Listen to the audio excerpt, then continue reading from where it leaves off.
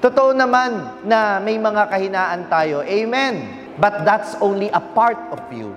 At yung mga kahinaan na yan, yung mga masamang bagay, yung masamang ugali natin na yan, pwede nating baguhin yan. Pwede o hindi?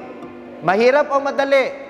Ayun, very good, honest kayo. Mahirap talagang baguhin yung masamang ugali, pero pwede. Kaya ngayon yung hamon sa atin ngayong panahon ng Kwaresma, yung mga bagay na mahirap, yun ang piliin natin. Dahil madalas, yun ang makabubuti para sa atin. At doon lumalabas yung totoong tayo. Our ability to choose goodness over evil.